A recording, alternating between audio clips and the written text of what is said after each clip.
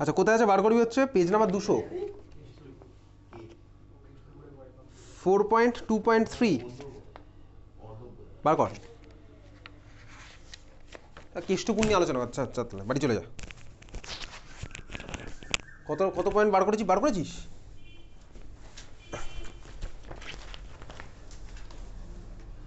কত নম্বর পয়েন্ট বার করেছিস? শুনিস তো নি।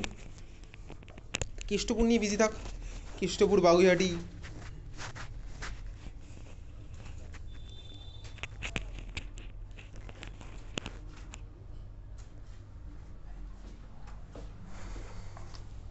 ফোর পয়েন্ট 2.2 এর মধ্যে তাৎক্ষণিক বিক্রি হারের দেখ সংজ্ঞা আছে।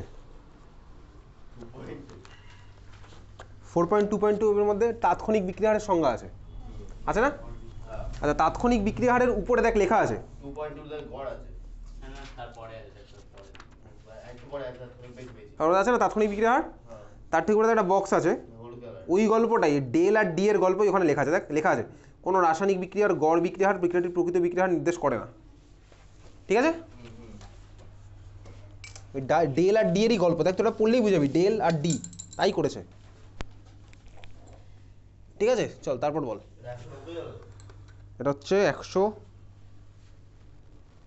203।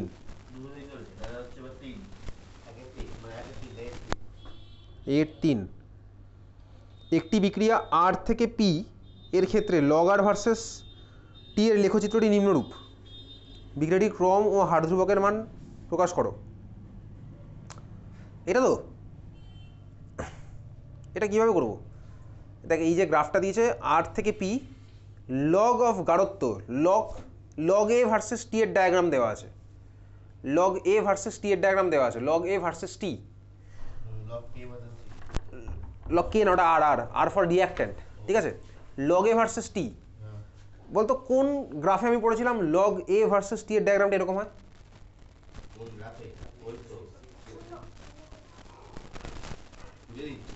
খাতা মতো করা আছে, দেখ ওটা সিমিলারিটি খোঁজ কোনটা, আমি তো বাড়ি থেকে পড়ে যাবো ওটা ডায়াগ্রাম। লগ এ ভার্সেস টি, দেখ এই ডায়াগ্রামে পড়েছি একটা লগ, এটা কিন্তু আরভিএসের লগ নয়, লগ এ ভার্সেস টি এর diagram. Log a versus T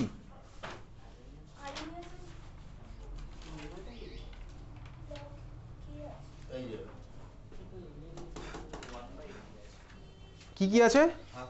first অর্ডারের ডায়াগ্রামটা কি আছে? একটা লগ এ ভার্সেস টি আছে। আচ্ছা তো লগ এ ভার্সেস টি, ওই ডায়াগ্রামটা যেরকম আমার কোশ্চেনের ডায়াগ্রামটা সেম না? কোশ্চেনের ডায়াগ্রাম এই ডায়াগ্রাম সেম। এটা তোকে ভাই দেখে বাড়ি থেকে না পড়ে গেলে এটা পসিবল নয়।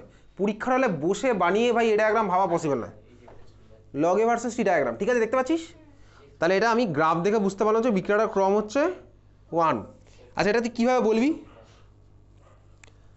বিক্রিয়াটির ক্রম ও হার ধ্রুবকের মান থিটা এর সাহায্যে প্রকাশ করো। থিটা কোথায় ভাই? থিটা কোথায়? ওটা কিউ তো ভাই, এটা তো কিউ কি মানে একটা কিউ টাইপের কিছু লেখা আছে কোন উপরে দাও আবার একটা ত্রিভুজ বাটি ছোট করে। আচ্ছা হার ধ্রুবকের মান তো আমি প্রকাশ করতে পারবো, কীভাবে করবো? ওই দেখ তোর যে ডায়াগ্রাম খাতার মধ্যে দেখা যায় তুই ওটা দেখ, ওই বই কোশ্চেন আর এই ডায়াগ্রাম সেমই। তোর দেখ যে ডায়াগ্রামটা তোর খাতায় আঁকা আছে সেখানে দেখ স্লোপ, হ্যাঁ স্লোপ ইকুয়ালস টু কত আছে দেখ, মাইনাস আছে তো, অবশ্যই মাইনাস থাকবে। আচ্ছা না মাইনাস স্লোপ কত দেখ, -k/2.303 আছে। আচ্ছা তো এইবারে দেখ তোকে কোশ্চেন বলেছে ধ্রুবকের মান থিটার সাহায্যে প্রকাশ করো। তার স্লোপ মানেই তো আমার tan থিটা। এবার তোকে না ওটা কিউ না, ওটা থিটা হতো ডায়াগ্রামের মধ্যে, ওটা অ্যাকচুয়ালি থিটা হতো। ওই যে ডায়াগ্রামটা যেটা কিউ না, ওটা থিটা হলে তো tan থিটা হবে, আর tan থিটা হলেই স্লোপ, তাহলে ওটা হচ্ছে অ্যাকচুয়ালি থিটা, ওটা কিউ না। তাহলে tan থিটা ইকুয়ালস টু হবে হচ্ছে মাইনাস কত হবে, slope by r, sorry minus k/r, তাই তো? তাহলে k ইকুয়ালস টু কত হবে, -k/r নেই, আর আছে কি 2.30 আছে একটা, আর তো ইয়েটা থাকে আর ওটা তো থাকে আরই নেছে। মশা ঢুকে গেছে, জানলা খোলা ছিল বলে। তার মানে পরের লাইনে কি লিখবো, আমার k equals to tan inverse, হ্যাঁ যেটা আসছে সেটা বুঝতে পেরেছিস তো? tan ইনভার্স না, k আসছে হচ্ছে আমার কত, -tan θ/2.303, এটা হচ্ছে সরি -2.30 tan θ।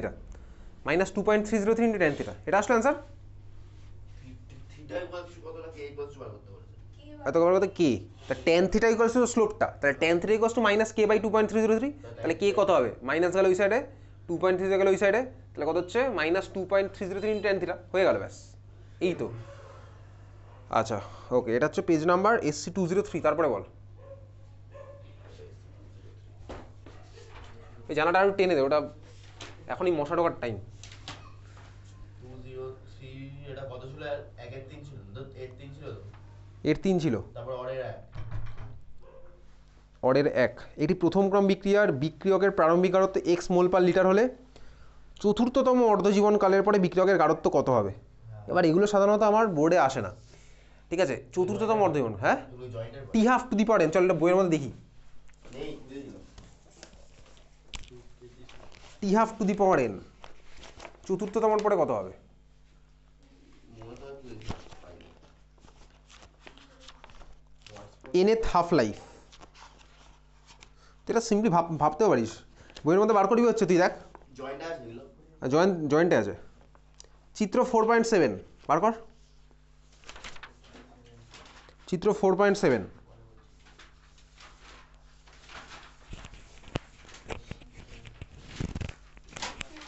বার করেছি চিত্র 4.7 কি আছে?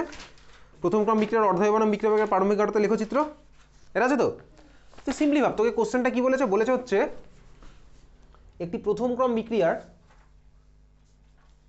বিক্রিয়কের প্রারম্ভিক গাঢ়ত্ব x, চতুর্থতম অর্ধজীবন কালের পরে বিক্রিয়কের গাঢ়ত্ব কত হবে? তুই ভাব, প্রথম অর্ধজীবনের পর গাঢ়ত্ব কত হবে বিক্রিয়কের? ইনিশিয়াল যদি x হয়, x/2 আচ্ছা হলো।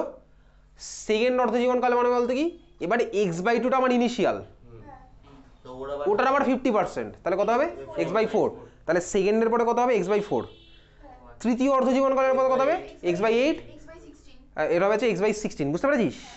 দেখ তোর বইতে দেখ এটা লেখা আছে, ওই কি নিয়মেই খেলেছে, কোথায় করেছে দেখ, ওইদিকে তাকা, চিত্র 4.7 ঠিক নিচেই পাবি, প্রথম ক্রম বিক্রিয়ার n সংখ্যক অধ্যায়ের উপরে, n সংখ্যক অধ্যায়ের উপরে।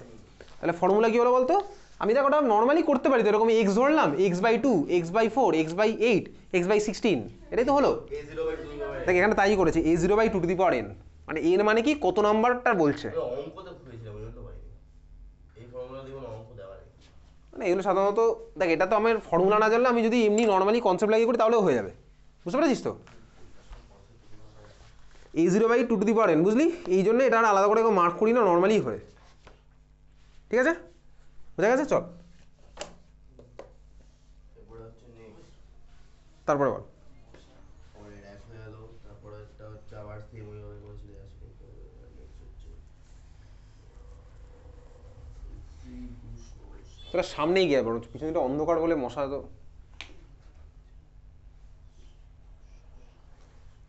ওটাও তো ইয়ে হবে করেছে, ওই জন্য মনে হচ্ছে মেরেনি, ওই কে কে ধরে করেছে ওই জন্য মেরেনি। কত নাম্বার? ওই লগ ধরে করেছিস তাই তো, লগ ধরে করিসনি, লক ধরে করিনি, এই শুধু সাদা আছে, তাহলে ওটা ক্যান্সেল করে দিচ্ছি। মানে তোর ভ্যালুগুলো কাছাকাছি এসছে কিন্তু এক্সাক্ট ভ্যালুটা ম্যাচ করছে না ওই জন্য। কাছাকাছি আসছে কিন্তু এক্সার আসছে না। হ্যাঁ ওই প্রবলেম থাকবে, তুই যদি ওটা না করিস ওটা আসবে। তারপরে হচ্ছে তাহলে ওটা ক্যান্সেল। আবার সিমিলার হয়তো তুই তোকে কোশ্চেনের লগের ধরে একটা ভ্যালু বলে দিয়েছে, হ্যাঁ ধর লগ টুর ভ্যালু বলে দিয়েছে 0.3, তুই যদি 0.3 করে করিস তাহলে একটা ভ্যালু আসবে, আর তুই ক্যালকুলেটারে লগ টুর ভ্যালু করিস এটা একটু ভ্যালু আলাদা আসবেই, কারণ লগ টুর তো এক্স্যাক্টলি 0.3 না, ওর পরে অনেক কিছু আছে। তো তারপরে 251 হয়ে আছে, 251 251,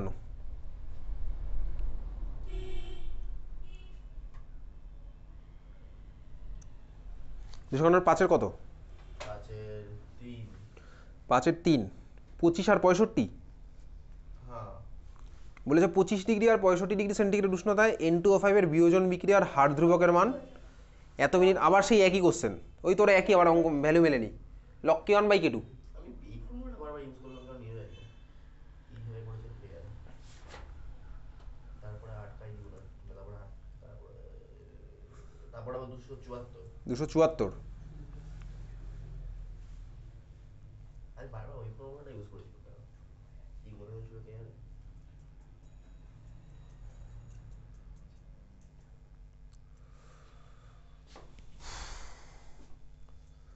274-এর কত নাম্বার? 5-এর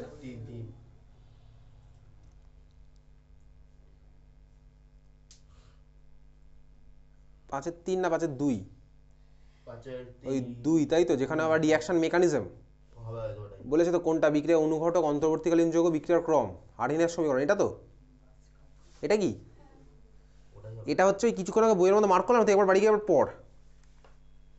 আমি এটা পরে পরে দেখিয়ে দেবো, যখন প্রিভিয়াস ইয়ার করবো তখন এটা দেখিয়ে দেবো।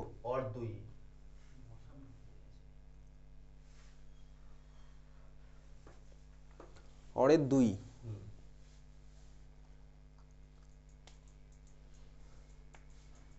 না, 3 নম্বর কোশ্চেন কিন্তু ওটা অন্য ছিল। 2-এরটা ছিল মেকানিজম, আর 3-এরটা ছিল হচ্ছে গাঢ়ত্ব দিয়েছে, হার সমীকরণ কিরূপভাবে নির্ণয় করো, কে এর মান কত হবে। কোনটা তোর ডাউট ছিল বলতো? না, ওটা অর্ডের 1, সরি ওটা অর্ডের 1। আর 3-এরটা ছিল হচ্ছে আর্হেনিয়াস সমীকরণ লেখো। ওটাই কোনো ডাউট তোর ছিল না, তোর ছিল 2 নম্বরে ডাউট, মেকানিজমের যেটা। অঙ্কটা তো ক্লাসে করেছি, অঙ্ক দেখবি দুটো ইকুয়েশন বানাবো, এক্স ওয়াই ধরবো, তারপরে ভাই ওই ভ্যালু রিপ্লেস করে দেখবো এক্স এর ভ্যালু কত আসছে, ওয়াই ভ্যালু রিপ্লেস, ওইটা সোজা আছে। অরের 2 A+B থেকে C, এই বিক্রিয়া বিকারক A ও B এর গড় শক্তি 15, ফরওয়ার্ড সম্মুখ ও পশ্চাৎ বিক্রিয়ার সক্রিয়ণ শক্তি, মানে হচ্ছে ফরওয়ার্ড আর ব্যাকওয়ার্ডের অ্যাক্টিভেশন এনার্জি বলেছে, এত হলে সম্মুখ বিক্রিয়ার সূচনা শক্তি কত?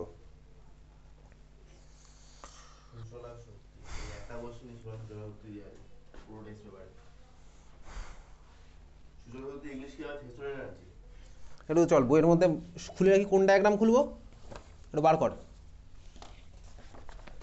অ্যাক্টিভেশন এনার্জি ডায়াগ্রাম সেটা বার কর। এটা একদম বই দেখে ডায়াগ্রাম দেখে করি।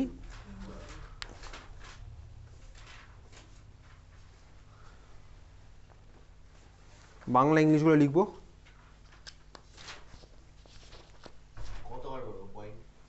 চিত্র 4.10।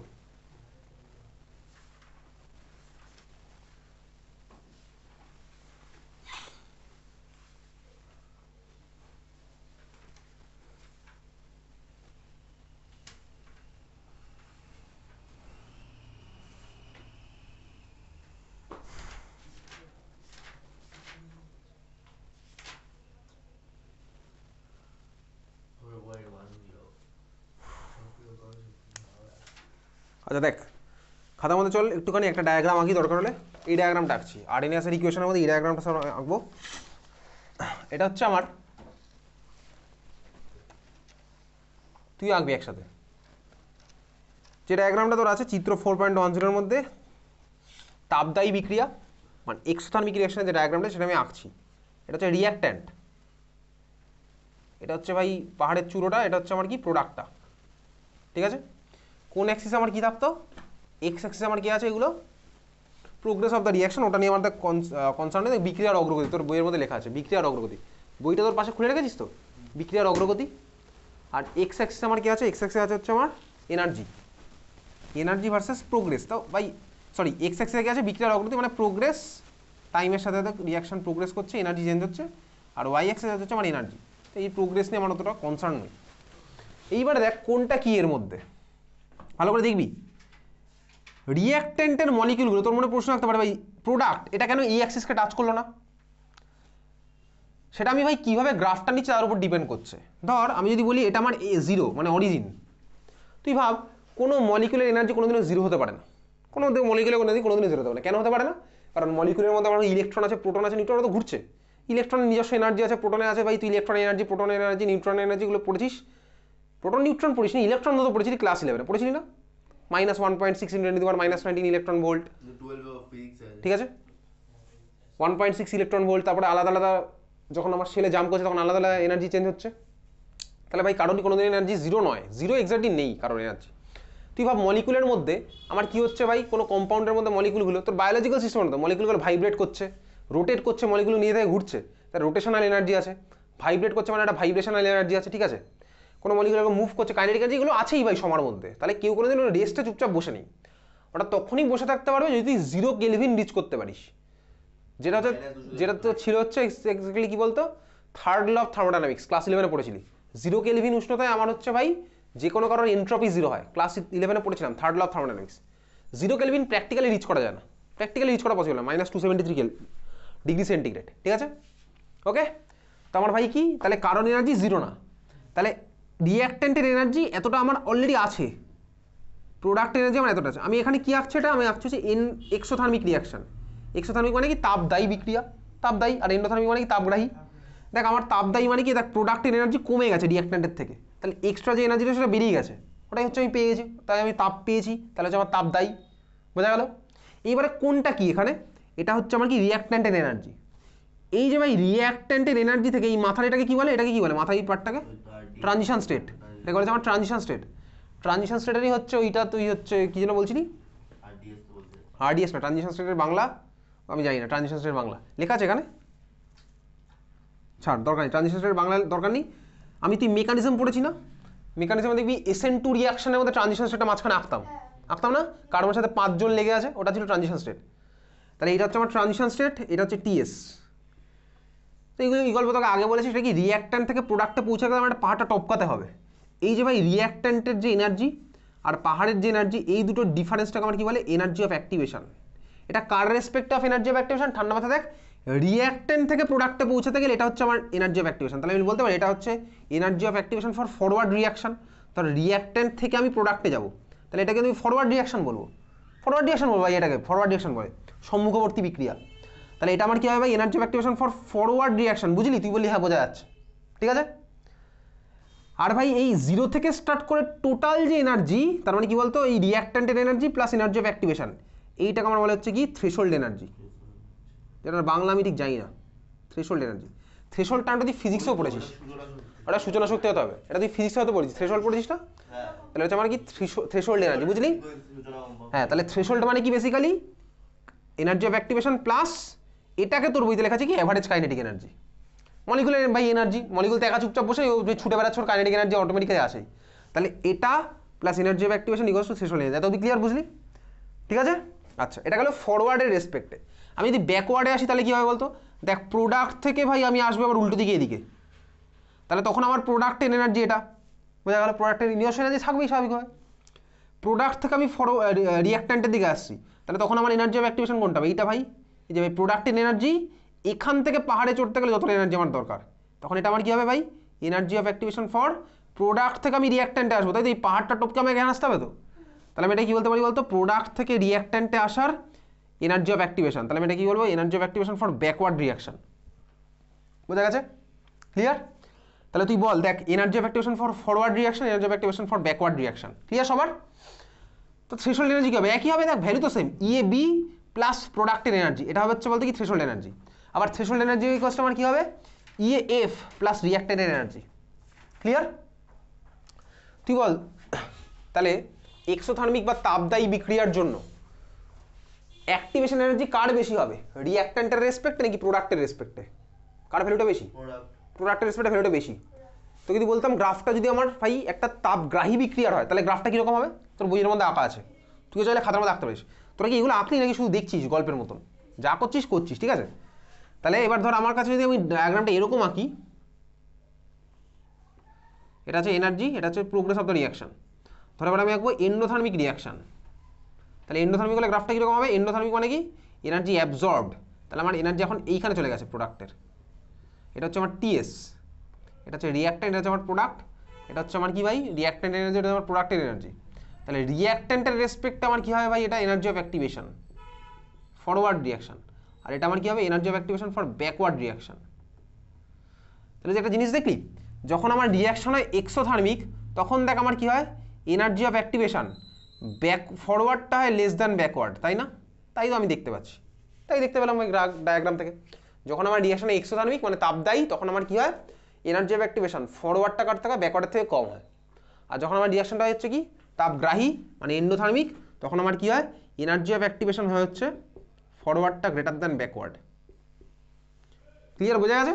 এখান থেকে আমি আরও একটা ইকুয়েশন পেলাম, কোন ইকুয়েশন পেলাম, থ্রেশহোল্ড এনার্জি ইকুয়ালস টু কী বলতো, সক্রিয়করণ শক্তি প্লাস অ্যাভারেজ কাইনেটিক এনার্জি, ঠিক আছে। এই ডায়াগ্রাম থেকে বুঝতে পারছি কোনটা কি, বোঝা গেল। তুই ডায়াগ্রামের মধ্যে মার্ক করে রেখেছি, এতক্ষণ ধরে মার্ক করছিলি। এইবারে কোশ্চেনটাতে আসি,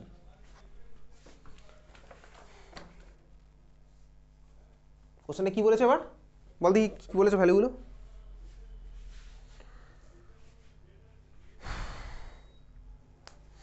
এ প্লাস বি থেকে সি এই বিক্রিয়া বিকারক এ ও বি এর গড় শক্তি 15 কিলোজুল। সম্মুখ ও পশ্চাৎ বিক্রিয়ার সক্রিয়করণ শক্তি শতকরা 7 এবং 32 হলে সম্মুখ বিক্রিয়ার সূচনা শক্তি কত? দেখ তোকে বলেছে সম্মুখ ও পশ্চাৎ বিক্রিয়ার সক্রিয়করণ শক্তি 7 আর 32, তাহলে ফরওয়ার্ডটার অ্যাক্টিভেশন এনার্জি কত বলেছে? 7, ব্যাকওয়ার্ডটার কত বলেছে? 32। তাহলে কার বেশি হলো? ব্যাকওয়ার্ডটার বেশি। তাহলে রিয়াকশনটা আমার কী হবে? সম্মুখ বিক্রিয়াটি তাপমোচী না তাপশোষী কী হবে? ফরওয়ার্ড রিয়াকশনটা কী হবে? তাপমোচী না তাপশোষী? তাপগ্রাহী না তাপদায়ী? মোচন মানে বাংলা ভাষার সাহিত্য, বাংলা সাহিত্যের ইতিহাস পড়ছিস তুই।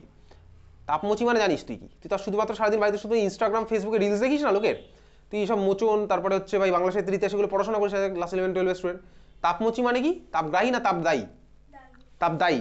তাহলে বল তোকে আমার কন্ডিশনটা বলেছে এইটা, অঙ্ক অনুযায়ী কন্ডিশন হচ্ছে মানে এটা ফরওয়ার্ডেরটা বলেছে দেখ ব্যাকওয়ার্ডের থেকে কম, তাহলে এটা আমার কি হবে? তাপমোচী না তাপদায়ী?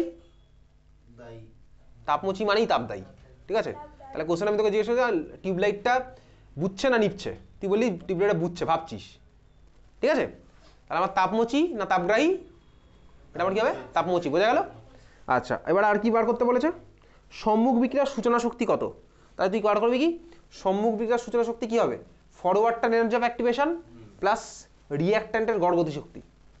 তাহলে কত হলো? ফরওয়ার্ডটার এনার্জি অফ অ্যাক্টিভেশন কত? 7, রিঅ্যাক্ট্যান্টের গড় গতিশক্তি কত? 15। তাহলে অ্যান্সার কত হবে? 7 + 15 = 22 কিলোজুল পার মোল। বোঝা গেছে? 32টা তোকে কিন্তু যাতে যাতে অনেক স্টুডেন্ট অ্যান্সার লিখবে কি বলতো 7 + 15 + 32 সবকটা অ্যাড করে দেবে। যারা পড়াশোনা করবে তারা এটাই লিখবে স্বাভাবিক। এই জন্যই লোকে টেস্ট পেপার সলভ করে, এই জন্যই আমরা এইসব করছি। বুঝতে পারছিস তো? 7 আর 15 হবে হচ্ছে 22। অ্যান্সার কত আছে দেখ তো পিছনে। আরও একটা কোশ্চেন আছে এখন অব্দি, এনথ্যালপির পরিবর্তন। অ্যান্সার কত দেওয়া আছে দেখ তো এটা।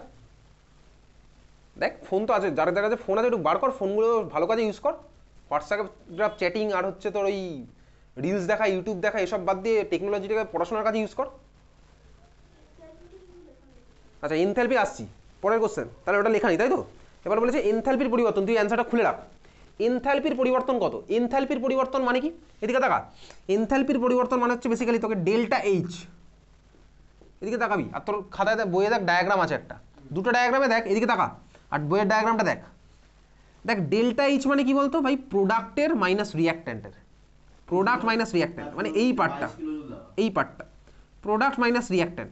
দেখ তোর বইয়ের মধ্যে দেখ যে দুখানা ডায়াগ্রাম আছে, দেখ এই পার্টটাকে দেখ ডেল্টা এইচ বলে লেখা আছে তোর বইয়ে, দেখতে পাচ্ছিস? আবার সিমিলার হতে ওই ডায়াগ্রামে তোর বইয়ে দেখ এই পার্টটাকে ডেল্টা এইচ লেখা আছে, দেখতে পাচ্ছিস? প্রোডাক্টের মাইনাস রিঅ্যাক্ট্যান্টের। তাহলে ভাই প্রোডাক্ট মাইনাস রিঅ্যাক্ট্যান্ট কত হবে? প্রোডাক্টের ভ্যালুটা কত? 32। এই তো প্রোডাক্টের ভ্যালু কোশ্চেন বলেছে 32 বলেছে। তোকে বার করতে হবে কি? Delta H. ডেল্টা এইচটা কীভাবে করবো? দেখ এই যে এই পুরোটা ব্যাকওয়ার্ডেরটা 32 তাই তো এনার্জি অফ অ্যাক্টিভেশন, আর এটুকু কত? ফরওয়ার্ডেরটা হচ্ছে 7, তাহলে 32 - 7 কত হচ্ছে? আমি ডেল্টা এইচ হচ্ছে আমার এই পার্টটা তো ডেল্টা এইচ তোর ডায়াগ্রামে তাই দেখেছিস তোর বইয়ের মধ্যে। এটা ব্যাকওয়ার্ডটা কত? 32। দাঁড়া বলছি ওয়েট, আসছি সেখানে। 32 - 7 যদি আমি করি তাহলে কোনটা আসবে আমার? 7 হচ্ছে আমার কি ভাই? পশ্চাৎ বিক্রিয়ার সক্রিয়করণ শক্তি 32, সম্মুখ বিক্রিয়া হচ্ছে 7, এটা হচ্ছে 32, এটা 7, তাহলে কত হবে? 32 থেকে 7 বাদ দিলে 25। আচ্ছা 32 কেন হয়েছে ক্লিয়ার? আরে বলছি কেন মাইনাস আছে, আরে এটা তো একটা ভাই এন্ডোথার্মিক রিয়াকশন, এক্সোথার্মিক সরি, তাতে আমার হিট বেরিয়ে গেছে, তাতে তো কমে গেছে, ওই জন্য মাইনাস এসছে। 32-এর ভ্যালু ভাই তোর এইটা, এটা হচ্ছে 32 আর এটা হচ্ছে আমার কত? 7। ওভারঅল দেখ আমার এনথ্যালপি তো কমেছে ভাই, আগে ছিল এখানে এখন এসছে এখানে, আগে ছিল এখানে এখন এসছে এখানে, তাহলে এটার ভ্যালু কত হবে? মাইনাস তো, বুঝতে পারছিস কেন হলো? তোর এই পুরোটার ভ্যালু ভাই 32, এটুকুর ভ্যালু 7, ক্লিয়ার? তাহলে এটার ভ্যালু কত হবে? 25। আর যেহেতু আমার ভাই এনথ্যালপি কমেছে ওই জন্য আগে মাইনাস সাইন। এনথ্যালপি কমেছে তো, আগে এখানে ছিল এখন এখানে চলে গেছে, বুঝতে পেরেছিস?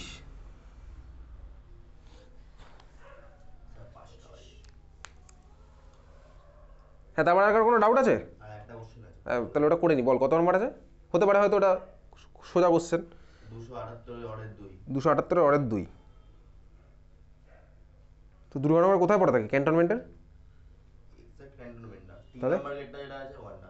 দুর্গানগর ক্যান্টনমেন্টের মাঝামাঝি আছে। আচ্ছা 5-এর কত? তো 5-এর 3-এর 2 বলছি। পরের 2। খাড়ি অদ্র বিশ্লেষণ, তাই তো? হ্যাঁ, হয়। ওকে, এটাও আমি ওই যখন তাহলে প্রিভিয়াস ইয়ার কোশ্চেন করবো এটাও তাহলে মার্ক করে রাখছি। এই তো ছোট কথা বলছো না। এটা ছোটখাটো এটা কিছুই না, এটা হচ্ছে ছাড়, ওটা তখন বলে দেবো। মেকানিজমটা দেখাতে হবে, সিবিএসসি তো আসেই কোশ্চেন। তাহলে চল আজকে পরীক্ষা হলো না। আচ্ছা এবার তাহলে বলে দিই পরীক্ষাগুলো তাহলে না প্রতিদিন নেবো না পরীক্ষা, তাহলে একটু চেঞ্জ হচ্ছে আমাদের, মডিফাই করছি একটু মডেলটা। চ্যাপ্টারগুলো একদিনে হয় না, পরীক্ষা সহ। তাহলে বেসিক্যালি পরের দিন আমাদের টপিক আছে হচ্ছে chemistry daily life. Chemistry daily লাইফে তো ডাউট থাকবে, ওরা তো ছোট বড় টাইপ থাকবে। তাহলে পরের দিনের পরীক্ষা আমাদের কী হবে? Chemical kinetics. আচ্ছা কাজ করি, হ্যাঁ আর কেমিস্ট্রি ডেইলি লাইফ, কারো কোনো অসুবিধা নেই তো? পরের দিন মানে বুধবার সকালে। বুধবার সকাল, ঠিক আছে। বুধবার সকালে কটার সময়? তোদের কটা থেকে পড়া থাকে বুধবার সকালে? 8টা। তারপরে কটা থেকে পড়া থাকে? বুধবার সকালে 8টার সময় কেউ আসে না, 8:30টার সময় আসে। আমি তো 10টা অবধি পড়াবো, তাহলে তারা 8:30টায় আসে তাদেরকে। বুধবার সকালে তাহলে 8টা থেকে, ঠিক আছে? 8টা থেকে 10টা, ওকে। 8:30 করা যেতেই পারে, শীতকাল। 8টাতেও অসুবিধা নেই, তাহলে 8টাই ঠিক আছে। 8টাই ঠিক আছে, ওকে চল।